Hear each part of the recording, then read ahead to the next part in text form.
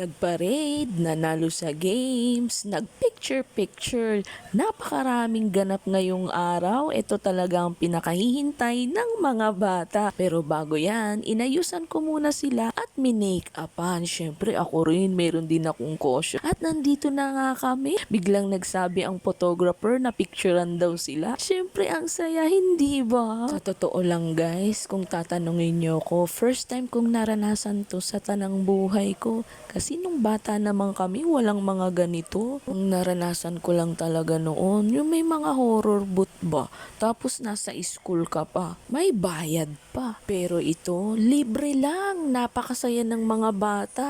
Kakaiba pa yung stage nila kasi bonggang-bongga. At hindi lang yun, tignan nyo naman ang mga boot nila. Ang gaganda, pati ang mga costume ng mga bata. Talaga naman, pinaghandaan. Oo nga pala guys, take note. First time namin palang sumali dito ng Halloween party sa village namin. Tignan nyo nga naman, enjoy na enjoy yung dalawa sa mga picture nila, video at hindi lang yan. Meron din silang mga pa-games at surprises para sa mga bata. Ay, sulit talaga itong araw to.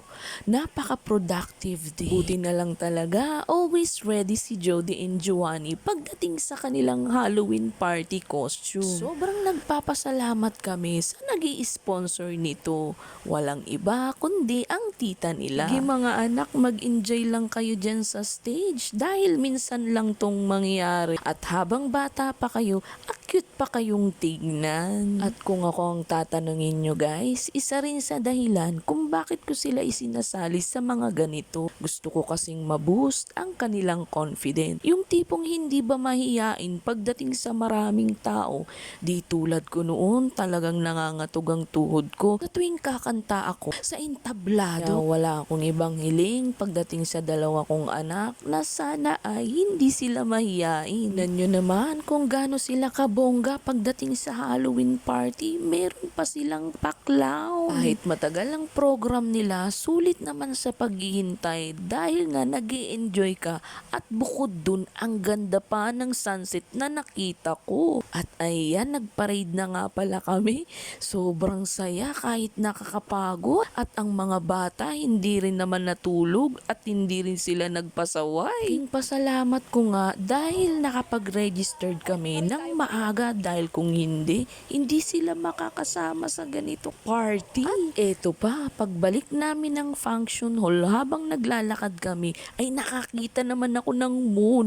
O san ka pa? Double purpose ang punta namin dito sa Halloween party. Tignan mo nga naman, naka-open na ang mga Christmas lights nila. O diba? Bongga. Kahit hindi nanalo sila Jody and Giovanni sa best costume, sulit naman na kasi ang dami talaga nilang nakuha. Mga candies, stickers, pencil, eraser, at kung ano-ano pa guys. Meron pa ngang toys eh. Ito namang si Daddy, kahit hindi pa tapos ang program, ay siya nanghingi na ng loot bag. At sabi niya ay trick or treat.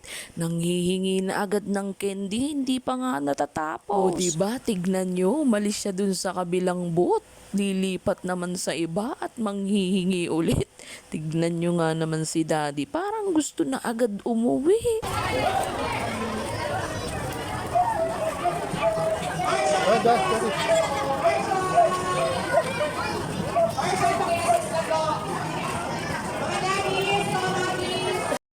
Dito na. Dino!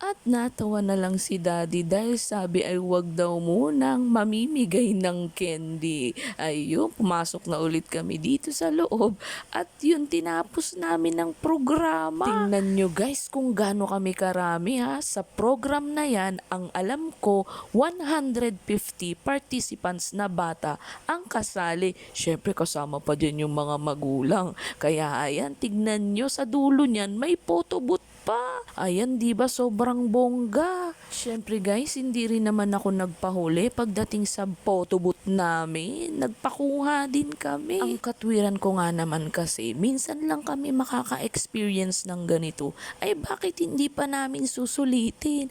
Take note guys, meron pang pa-food pack yan. At eto pa nga guys, nanalo ang daddy at si Giovanni sa Bring Me na pa-games ni Kuya Clown. Ay naku guys, wala na akong masabi sa araw na ito. Wala akong ibang hiling, kundi maranasan din sana ng mga anak nyo ang ganitong pagkakataon. Dahil sure ako na kapag naranasan ito ng mga anak nyo, ay sobrang saya rin nila tulad ng mga anak ko. Yan ang tanging hiling ko para sa mga anak nyo. Shout out nga pala kay Marisa Dagatan Garciano. Maraming salamat po sa inyong panonood. Follow for more. Bye-bye!